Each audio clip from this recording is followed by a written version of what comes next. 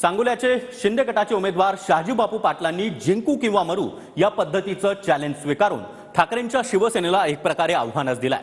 सांगोल्यामध्ये यंदा तिरंगी निवडणुकीची शक्यता असतानाच पराभूत झालो तर गळफास घेईन असं आव्हान शहाजी पाटलांनी दिलंय। पाहूयात त्या संदर्भातला एक रिपोर्ट।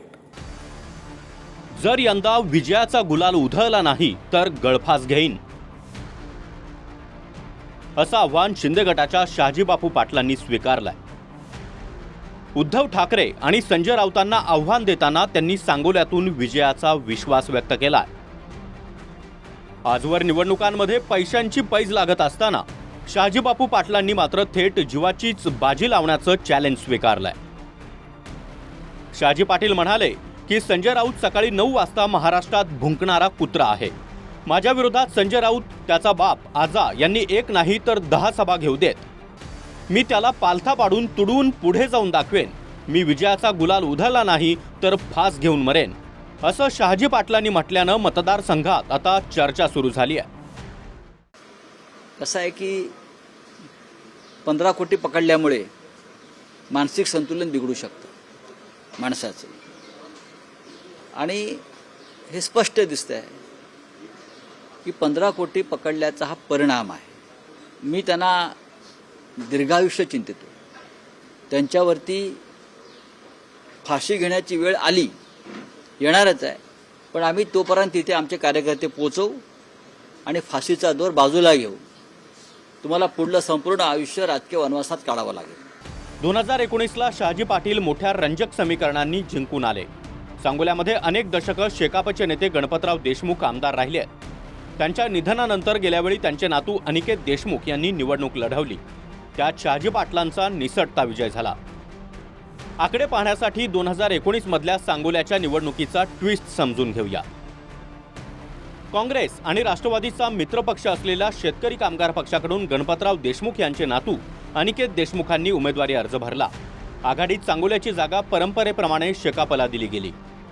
मात्र राष्ट्रवादीचे दीपक साळुंखे सुद्धा इच्छुक असल्यामुळे अजित पवारांनी त्यांना एबी फॉर्म दिला होता। दुसरीकडे शेकापच्या विरोधात प्रमुख उमेदवार म्हणून शिवसेनेचे शहाजी पाटील उभे होते। प्रचार सुरू झाल्यानंतर दीपक साळुंखेंनी उमेदवारी मागे घेत शहाजी पाटलांना पाठिंबा दिला। मात्र प्रत्यक्षात साळुंखेंचा उमेदवारी अर्ज मागे घेतलाच गेला नाही। त्यावर आपण अर्ज माघारीच्या दिवशी वेळेवर पोहोचू शकलो नसल्याचं कारण दीपक साळुंखेंनी दिलं। आता ईव्हीएम मशीनवर दीपक साळुंखे अपक्ष म्हणून उमेदवार होते, मात्र प्रचारात ते स्वतःऐवजी शहाजी पाटलांना मतदान करा म्हणून फिरले। वेळेअभावी फॉर्म मागे घेतला गेला नसल्याचं सांगणाऱ्या दीपक साळुंखेंना 915 मतं पडली। आपण उमेदवार असलो तरी शहाजी पाटलांना मत द्या सांगणाऱ्या साळुंखेंना 915 लोकांनी मतं टाकली। शेकापच्या अनिकेत देशमुखांना 98,696 मतं मिळाली, तर शिवसेनेच्या शहाजी पाटलांना 99,464, अर्थात शहाजी पाटील फक्त 768 मतांनी विजयी झाले। आता यावेळी तेव्हा अखंड शिवसेनेकडून लढलेले शहाजी पाटील शिंदेंच्या शिवसेनेचे उमेदवार आहेत, तेव्हा राष्ट्रवादीचे बंडखोर आणि शहाजी पाटलांना पाठिंबा देणारे दीपक साळुंखे यावेळी शहाजी पाटलांविरोधातच ठाकरे गटाचे उमेदवार बनले आहेत आणि शेकापकडून गणपत देशमुखांचे नातू अपक्ष लढण्याची तयारी करतायत। ज्या पद्धतीचा अनुभव आबासाहेबांनी मागच्या निवडणुकीमध्ये माझ्याबरोबर त्यांच्या ह्याच्या सहवासातून मला आला, तीच ताकद आम्ही दोघं मिळून त्या स्ट्रॅटेजीप्रमाणे जाऊ। मागच्या वेळेस आम्ही एकटा पक्ष म्हणून लढलो होतो, तर आमचं जवळपास 1 लाखच्या आसपास मतदान होतं आणि समोरचे जे एकत्र आले होते तर ते आता फुटलेले आहेत आणि त्या पद्धतीने त्यांचंही मताचं विभाजन होणार आहे। निश्चित ते शेतकरी कामगार पक्षाला म्हणजेच आम्हा दोघांना आणि सांगोला तालुक्याला ते फायदेशीर असणार आहे। ते दोन्ही बंधू 2 होते का 1 होते हे काय मी बघितलेलं नाही। 5 वर्ष मी त्यांच्यावर कोणतंही लक्ष दिलं नाही। मी फक्त जनतेची कामं, माझ्या तालुक्याच्या पिण्याच्या पाण्याची, शेतीच्या पाण्याचे प्रश्न सोडवणं। गेली विरोधात आम्ही 50 वर्ष काढल्यामुळं आमचा तालुका विकासापासून दूर राहिला होता आणि त्या पक्षाचं आव्हान मला राहिलं असं मला वाटत नाही। लोकशाहीमध्ये कुणी उभा राहावं हा त्याचा प्रश्न आहे, पण महाविकास आघाडीचा मी अधिकृत उमेदवार आहे। त्यामुळं महाविकास आघाडीमध्ये बिघाडी वगैरे काही नाही, काही अडचण असायचं काही कारण नाही। आता त्यांनी अपक्ष अर्ज म्हणून भरायचा असं मी ऐकले, तर सगळ्यांना अधिकार आहे। एकच काय धापाचा अर्ज लोकशाहीमध्ये कुणी निवडणूक लढवू शकतं, पण मला त्यामध्ये कुठल्याही प्रकारचं असं हे नाही, म्हणजे निवडणुकीतली काळजी नाही।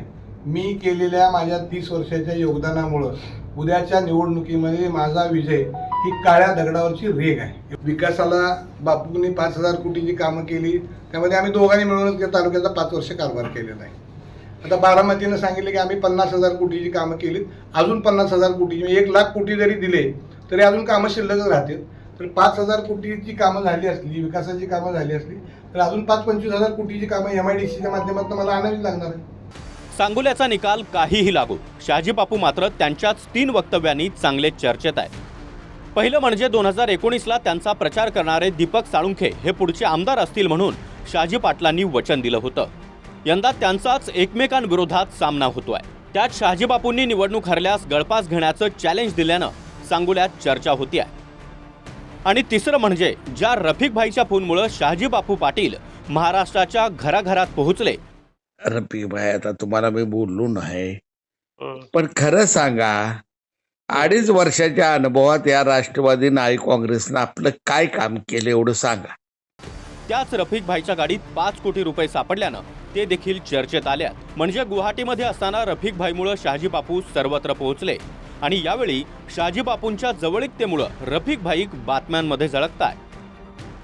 तुम्हीच तुमचा थोबाड वर करून सांगत होता मीडिया समोर येऊन की माझ्या बायकोला 500 रुपयाची साडी घ्यायची अवकात नाही. अहो शहाजी बापू पाटील, तुम्हाला हातबट्टी मारण्यासाठी, संत्रा घेण्यासाठी कार्यकर्त्याकडून तुम्ही खिशातून पैसे काढून घेत होता. ही तुमची अवकात होती शहाजी बापू पाटील. मग तुमच्याकडे एवढे 15 करोड रुपये आले कुठून? एक उद्योगपती आणि सांगोल्याचे माजी नगराध्यक्ष रफिक नदाब यांचे पैसे होते आणि रफिक नदाब ते काय ही दोघं दिवाण जे आहेत ते पैसे मोजाय बसले. ह्यांना कसं कळलं? ही एक संधी गावलेली आहे. भडक काय तर बोलायचं, महाराज जनतेला भडक बोलून काय बिघडवायचं, जे लोकसभेत केलं ते हे विधानसभेत करण्याचा प्रयत्न करतायत. परंतु विधानसभेच्या निवडणूक यांच्या लवाड्या आता उघड्या पडलेल्या आहेत 3-4 महिन्यात. सागर सुरवसे, TV9 मराठी, सांगोला, सोलापूर.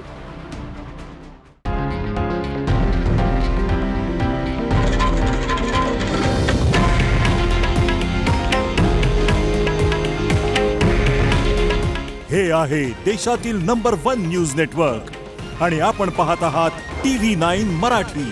काळजी तुमची, हित महाराष्ट्राचं.